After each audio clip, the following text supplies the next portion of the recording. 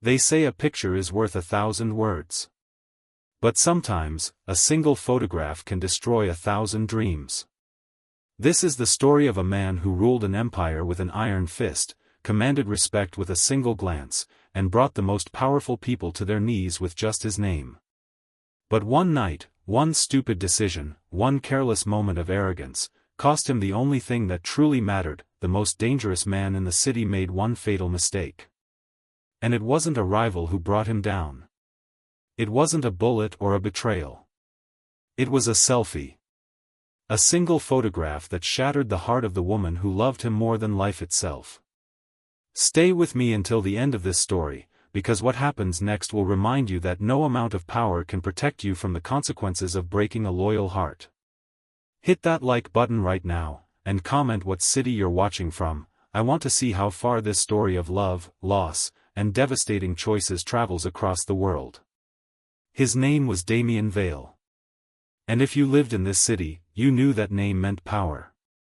But let me take you back to where it all began, not to the penthouse in the clouds, not to the empire built on fear and fortune, but to a small coffee shop 7 years ago, where a man named Daniel met a woman who would change everything. Clara Bennett was studying for her nursing exam, surrounded by textbooks and cold coffee, when Daniel accidentally knocked her entire setup to the floor. He was embarrassed, apologetic, charming in his clumsiness. She was gracious, laughing at his panicked attempts to organize papers he couldn't possibly understand. They talked for 3 hours. He told her about his dreams of building something that mattered. She told him about her dream of healing people, of making a difference one patient at a time. He fell in love with her kindness. She fell in love with his passion. 2 years later, he proposed on the same bench outside that coffee shop. She said yes before he finished the question. But that Daniel, the one who made terrible scrambled eggs on Sunday mornings, who held her like she was his entire world, who chose her every single day, that Daniel slowly disappeared. In his place rose Damien Vale. Harder. Colder. Untouchable. And Clara? Clara became the woman waiting in a golden cage, wondering when the man she married would come back home. The penthouse suite on the 47th floor didn't just overlook the city, it commanded it. Floor-to-ceiling windows framed a glittering sprawl of lights that pulsed like a living organism, each glow representing someone who either feared Damien Vale's name or paid tribute to it. The space itself was a monument to excess. Italian marble floors that multiplied the ambient light. Furniture that cost more than most people's annual salary. Art on the walls acquired through means best left unexamined. And in the center of all that calculated magnificence sat Clara Vale, 7 months pregnant, folding impossibly tiny clothes with the kind of precision that came from having nothing else to do. Her hands moved automatically. Smooth the onesie. Align the edges. Fold once, twice, 3 times. Each garment no bigger than her palm. Each one a promise she was terrified wouldn't be kept. The nursery down the hall stood complete and untouched, painted a soft gray that the designer had called morning mist, and charged an obscene amount to achieve. The crib was assembled. The mobile hung just so. Everything waited in perfect readiness for a life that would enter a marriage Clara was no longer sure existed. She glanced at the dining table. 2 plates. 2 wine glasses, though only one would hold water tonight. 2 napkins folded into triangles the way Damien preferred. The ritual of optimism she performed every evening, setting a table for a husband who rarely came home to sit at it. 7:43 p.m. He'd said 7. Clara told herself traffic was bad. Told herself a meeting ran long. Told herself the same comfortable lies that had become a second language over the past 8 months. Each one a little easier to speak, a little harder to believe. The baby kicked, a rolling movement across her belly that made her gasp and smile simultaneously. She pressed her palm to the spot, feeling the small body shift and settle inside her. "I know," she whispered to her unborn child, her voice cracking just slightly. "I miss him too." Existed. She glanced at the dining table. 2 plates. 2 wine glasses, though only one would hold water tonight. 2 napkins folded into triangles the way Damien preferred. The ritual of optimism she performed every evening, setting a table for a husband who rarely came home to sit at it. 7:43 p.m. He'd said 7. Clara told herself traffic was bad. Told herself a meeting ran long. Told herself the same comfortable lies that had become a second language over the past 8 months. Each one a little easier to speak, a little harder to believe. The baby kicked, a rolling movement across her belly that made her gasp and smile simultaneously. She pressed her palm to the spot, feeling the small body shift and settle inside her. "I know," she whispered to her unborn child, her voice cracking just slightly. "I miss him too." And that was the cruelest part. She did miss him. Not the man who'd gradually turned their home into a luxury hotel he occasionally visited, but the man he'd been before. Before the empire grew too large. Before power became more seductive than partnership. Before money replaced meaning. She missed Daniel. That's what she'd called him in the beginning, before he insisted everyone use the harder, colder Damien. She missed the way he used to cook breakfast on Sundays, terrible scrambled eggs that he'd serve with such pride she'd eat every bite and ask for seconds. She missed falling asleep tangled together, his hand protective over her hip, his breathing steady against her neck. She missed lazy Saturday mornings when they'd stay in bed and talk about their future, about the family they'd build, about growing old together. She missed being chosen. Now she was maintained. Provided for. Kept in extraordinary comfort in a beautiful cage while her husband built monuments to his own untouchability, monuments that had no room for the simple joy of coming home to someone who loved you. Clara set down the onesie, pale yellow with small elephants marching across the chest, and levered herself up from the sofa. Her center of gravity had shifted in ways that still surprised her, her body transformed into something both miraculous and unfamiliar. She walked to the window, her reflection ghostly in the glass, and looked down at the city Damien claimed to own. Somewhere in those lights, he was making decisions, brokering deals, consolidating power, becoming more of whatever he thought he needed to be and less of what she needed him to be. The baby kicked again, harder this time. "Shoo," Clara murmured, rubbing slow circles over her belly, trying to soothe both the child and herself. "He'll come home. He always does." But even as she said it, she wondered what home meant to a man who'd turned himself into a legend. Could a legend love? Could power be tender? Could an empire built on fear make room for something as fragile and ordinary as a wife waiting in the dark? She wanted to believe the answer was yes. But with each passing day, each cancelled dinner, each brief text message that replaced actual conversation, the answer felt more and more like no. And the terrifying truth that Clara was only beginning to face was this: she was about to bring a child into a marriage that existed only on paper and in photographs carefully curated for the public eye. A child who would have a father's name but possibly never have his presence. A child who would grow up in this golden cage, watching their mother wait for a man who was always somewhere else. Across the city, in a restaurant where the waitlist was 6 months long and the doors only opened for people who mattered, Damien Vale was proving exactly how much he mattered. He sat in a private room where the lighting was deliberately dimmed to flattering shadows, where the wine cost more per bottle than most people earned in a week, where the woman across from him was most definitely not his pregnant wife. Sienna Cross had the kind of beauty that knew its own power. Sharp cheekbones. Dark eyes that glittered with constant amusement. Lips painted the color of fresh blood. She wore danger like perfume, and she'd cultivated an air of reckless sophistication that made cautious men stupid and powerful men careless. Right now, she was making Damien both. "Tell me something," she said, swirling wine in her glass, watching the liquid catch the light like liquid rubies. "Do you ever actually go home to that monument you've built? Or do you just keep it as proof you can afford a wife?" Damien laughed, the kind of laugh that didn't reach his eyes, the kind he used when someone said something too close to true. I go home. When? Between board meetings and territory expansion? Sienna leaned forward, her smile sharp as a blade. I've known you for 4 months, Damien. You've mentioned your wife exactly twice. Your penthouse 5 times. Your empire constantly. What does that tell you? It tells me I'm focused. It tells me you're bored. The word landed like a stone in still water, sending ripples through Damien's carefully constructed confidence.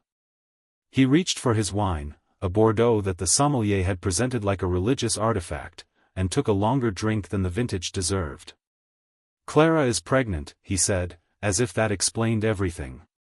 7 months. It's complicated. Everything's complicated when you're trying to justify being somewhere you don't want to be. Sienna's eyes glittered with dangerous understanding. What's she like? The wife you never talk about? Damien shifted in his seat.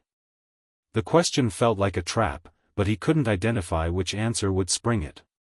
She's good. Kind. She'll be a good mother.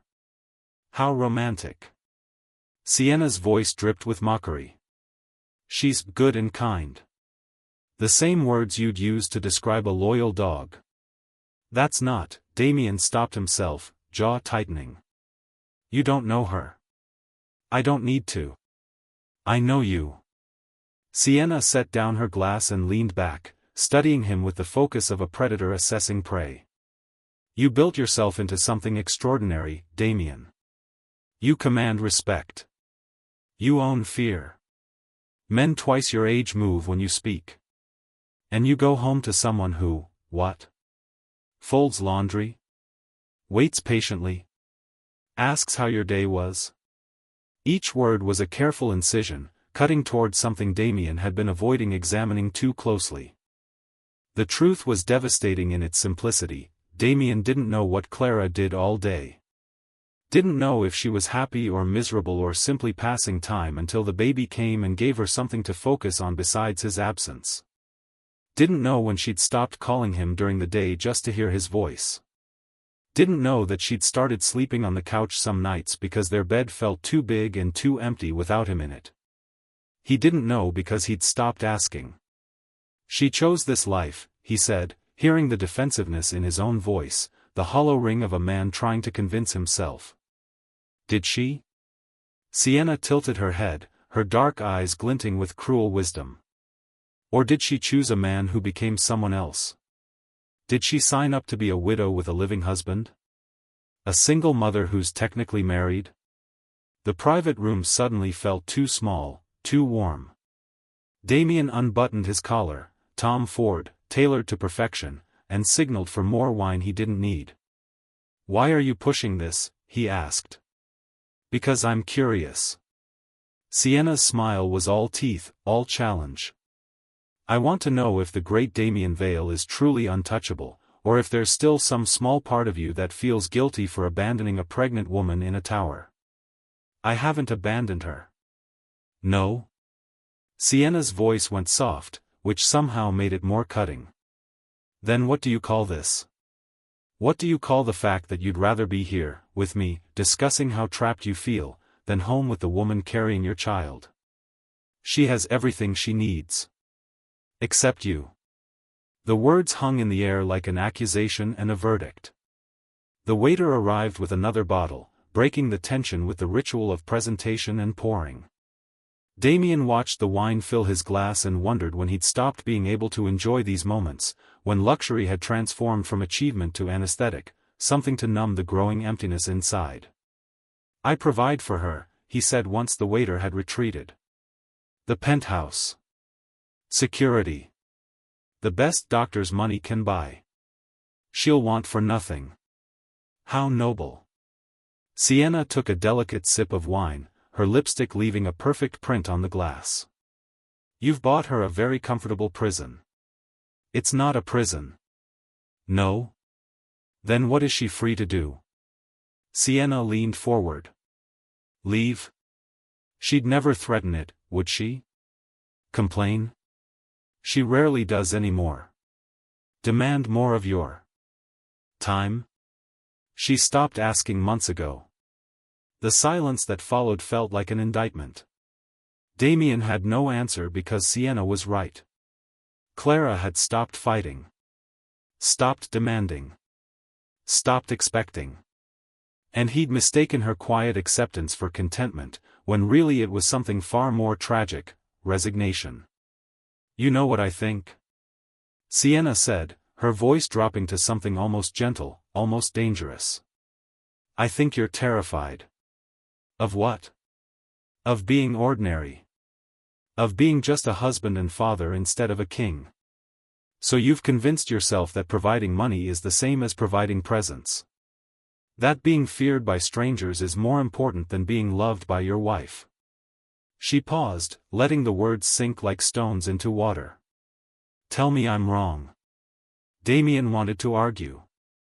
Wanted to defend himself with the same sharp certainty he used in business negotiations.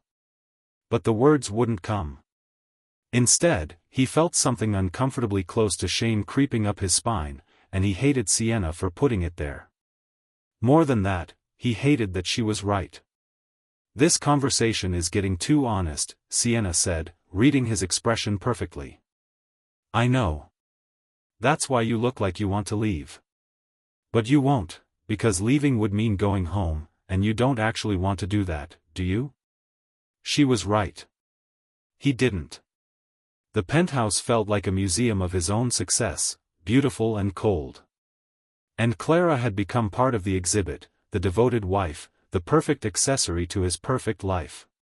Seeing her meant confronting the gap between who he'd promised to be and who he'd become. It meant facing questions he didn't want to answer. It was easier to stay here. To drink expensive wine with a woman who expected nothing but entertainment. Who saw through his performance and didn't ask him to be better. "Another bottle?" Sienna suggested, her eyes bright with something that might have been victory. Damien nodded. By 8:30 p.m., Clara's phone buzzed with a text message. "Meeting running late. Don't wait up." 6 words. No apology. No acknowledgement of the dinner growing cold on the table. Just a dismissal delivered with the emotional weight of a weather report. Clara stared at the message for a long moment, then set the phone face down on the coffee table. She should have been angry. Should have called him back and demanded better. Should have done something other than sit there, feeling her heart contract with that familiar, hollow disappointment.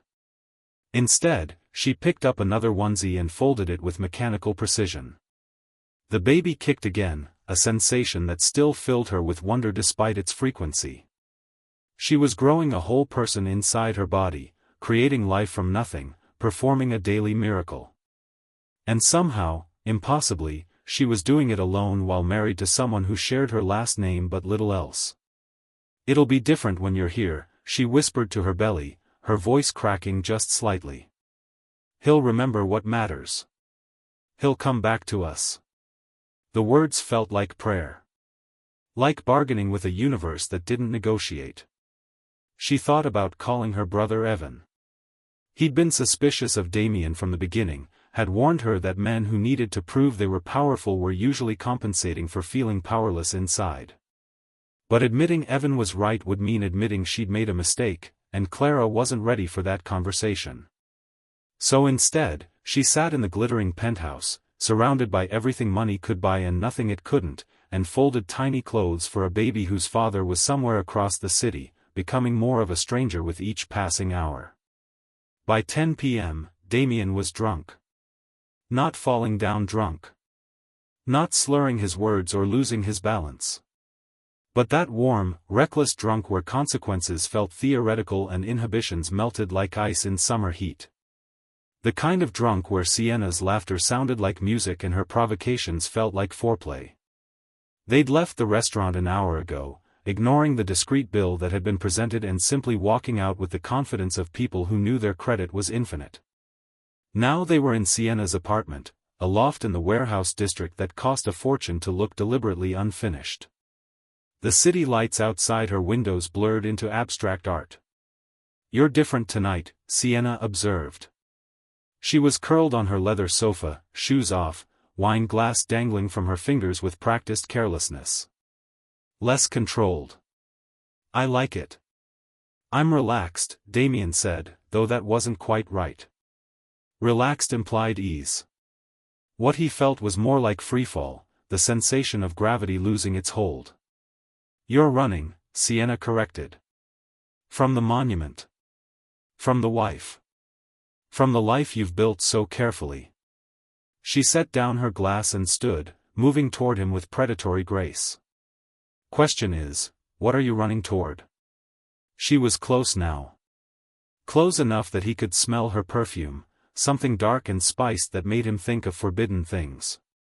Close enough to be a choice. This is a bad idea, Damien said, but he didn't step back. The best ones usually are. Sienna's hand came up to his chest, resting over his heart. You've spent months pretending you're satisfied. That your perfect penthouse and perfect pregnant wife are enough. But they're not, are they? Because if they were, you wouldn't be here. Her logic was poison wrapped in truth. Damien knew it. Recognized the manipulation. Understood exactly what game was being played. And yet, he didn't move away. Didn't shut it down. Didn't do any of the things a faithful husband should do. Instead, he let himself imagine what it would feel like to stop performing. To stop being the untouchable king, the devoted husband, the man who had everything under control. To just be reckless and real and wrong. Damien, Sienna said softly, her lips very close to his now. When's the last time you did something just because you wanted to? Not because it was strategic or smart or part of the plan. Just because you wanted it? He couldn't remember. Every decision for the past 3 years had been calculated, weighed against outcomes and consequences. Even marrying Clara had been partly strategic. She came from a good family, brought legitimacy to his empire, looked perfect standing beside him at events. When had he stopped choosing things just because they made him happy? Prove it, Sienna whispered against his ear. Prove what? Prove you're not just a man performing being powerful. Prove you can still be dangerous. How? The word came out rougher than intended. Sienna pulled back just enough to look at him, her eyes glittering with challenge and something darker. Take a picture with me. Right now. Something real. Something that shows you're here because you want to be, not because you have to be. Damien's pulse kicked up. That's dangerous. I know. She smiled, sharp and knowing. That's the point. Unless you're too afraid. And there it was. The hook baited with the one thing Damien couldn't resist, a challenge to his courage. His whole empire was built on being unafraid. On staring down threats and never blinking. On proving that nothing and no one could make him back down. How could he refuse something as simple as a photograph? I'm not afraid, he said. Then prove it. Sienna pulled out her phone, positioned herself beside him, her body pressed close in a way that erased any innocent interpretation. Smile like you mean it, she said, holding up the camera. Damien saw their reflections in the screen. Sienna's dark beauty sharp and unapologetic. His own face flushed with wine and recklessness. They looked like people celebrating something. Like people who belonged together. Like people living instead of merely surviving. The flash went off. Perfect, Sienna said, examining the photo with evident satisfaction. We look good together. Dangerous together. Damien looked at the image over her shoulder. She was right. They did look good. They looked like people who made their own rules. Who lived without apology. Now send it to her, Sienna said casually. The words dropped into the moment like a grenade with the pin already pulled. What? Your wife. Sienna turned to face him fully, her expression somewhere between amusement and cruelty. Send her this picture. Prove you're not controlled by fear or guilt or whatever keeps you performing the role of devoted husband. That's insane. That's honest. Sienna's eyes locked on his with laser focus. Right now, you're playing both sides. Keeping your monument safe while sneaking around with me. You want to be dangerous? Then actually be dangerous. Stop performing and start choosing. Damien's heart hammered against his ribs. Every rational cell in his brain screamed that this was catastrophic. That sending that photo would detonate his marriage. That it would hurt Clara in ways he couldn't undo. But the wine was singing in his blood, and Sienna's challenge resonated with something dark and broken in his chest. All those months of pretending to be satisfied. All those nights of going through the motions with Clara. All that exhausting performance. Maybe honesty was cruelty. Maybe cruelty was freedom. His thumb hovered over his phone. Clara's contact info stared back at him. The photo ready to send. Unless you're afraid, Sienna whispered again. Damien Vale had built an empire on being unafraid. On never backing down. On proving he was untouchable. He pressed send. The message went through with a soft whoosh that sounded like a door slamming shut on everything he'd built. For one crystalline second, Damien felt powerful. Reckless. Free. Then reality crashed back in like a tsunami. What did I just, he started. But Sienna was laughing, delighted and dark. You actually did it, she said, her eyes bright with triumph and something that looked disturbingly like pity. The great Damien Vale, choosing chaos over control. I didn't think you had it in you. Damien stared at his phone. At the small delivered notification under the photo. Across the city, in a penthouse he paid for, his pregnant wife was about to receive an image that would destroy everything. The power he'd felt a moment ago curdled into something sick and cold. At 10:47 p.m., Clara's phone vibrated on the coffee table. She was folding the last onesie, a soft white one with a tiny lion embroidered on the chest, when the sound cut through the silence of the penthouse. For a moment, she let herself hope. Maybe he was coming home. Maybe he'd realized what night it was. Maybe he remembered that 3 months ago, they'd gone to the ultrasound together, one of the few appointments he hadn't missed, and the technician had smiled and said, "You're having a boy." Maybe he remembered that tonight, she'd made his favorite meal. That she'd put on the dress he used to say made her eyes look like amber. That she'd tried, one more time, to recreate the magic of who they used to be. She picked up the phone. One new message from Damien. Her heart lifted for just a moment, that stupid, stubborn hope that refused to die no matter how many times it was disappointed. Then she opened the message. And her entire world shattered. The photo loaded slowly, pixel by agonizing pixel. A restaurant she'd never been to. Warm lighting that made everything look romantic and intimate. And there, in the center of the frame, was her husband. But he wasn't alone. Damien's arm was around a woman, beautiful, dark-haired, dangerous-looking. They were pressed close together in a way that erased any possibility of just business. His smile was genuine, unguarded, the kind of smile Clara hadn't seen directed at her in months. The woman's hand rested on his chest in a gesture of casual intimacy. They looked like lovers. Like partners. Like people who belonged together. They looked happy. The phone slipped from Clara's fingers, clattering onto the marble floor. For a long moment, she couldn't breathe. Couldn't think. Couldn't process what she was seeing. Then the baby kicked, hard, insistent, as if sensing her distress, and the pain crashed over her like a wave. Not physical pain. Something worse.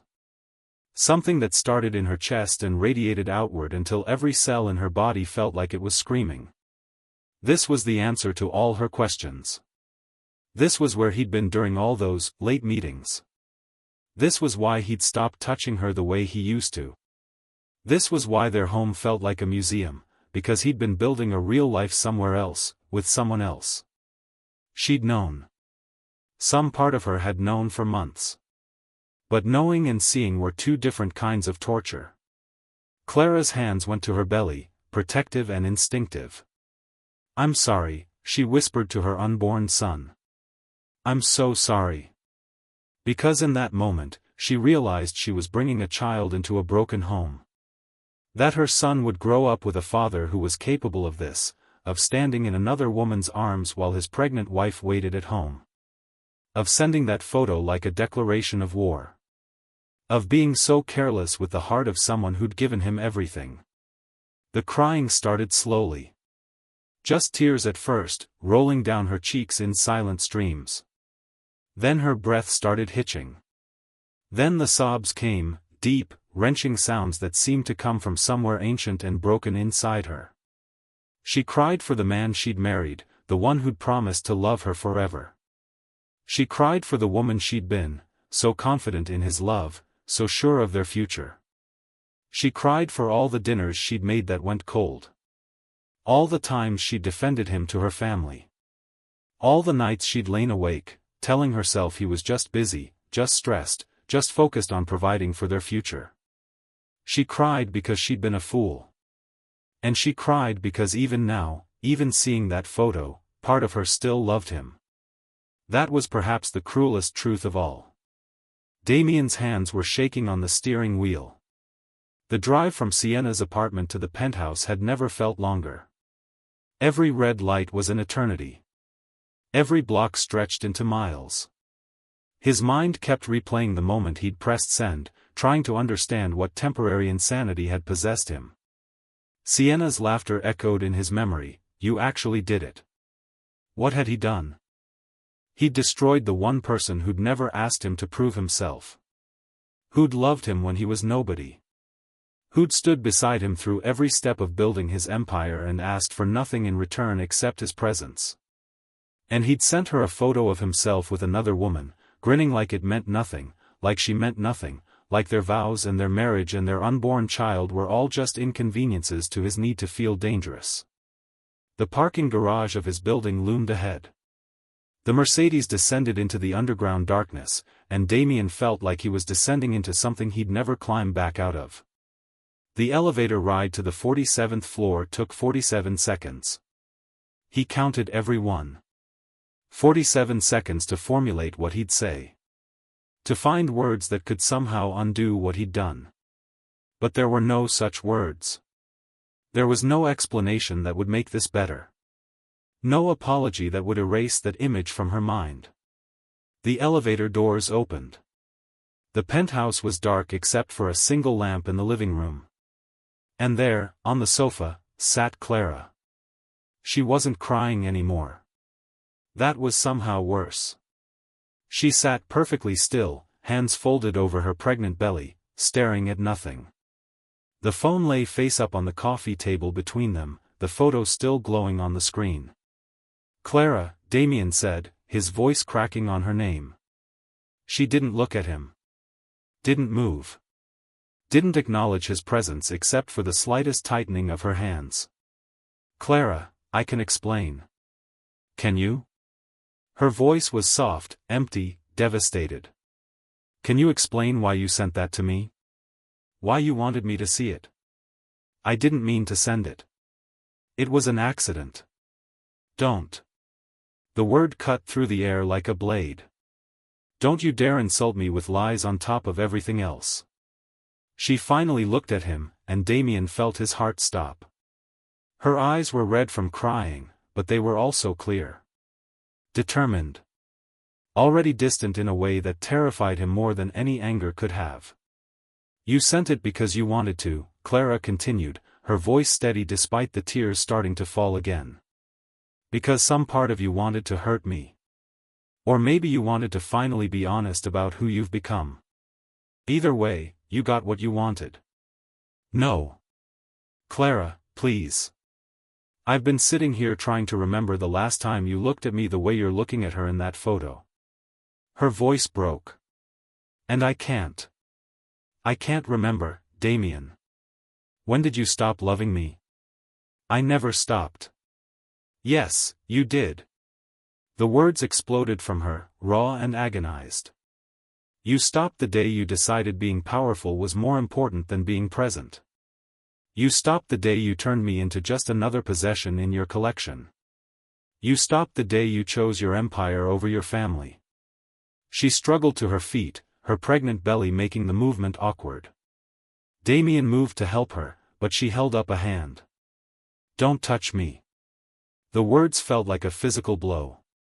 Clara, please. I made a mistake. A horrible, stupid mistake. But I love you. I love our son. I'll do anything.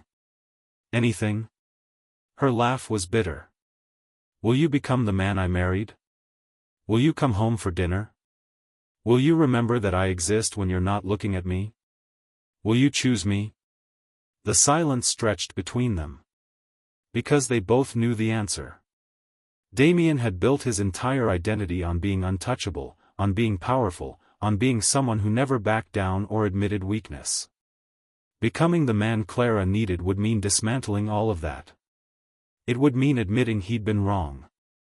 It would mean choosing love over legend. And he didn't know if he could do that. Clara saw the hesitation on his face, and something in her expression closed off permanently. That's what I thought, she said softly.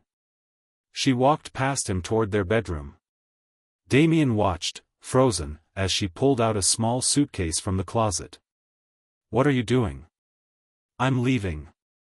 You can't. I can. And I am.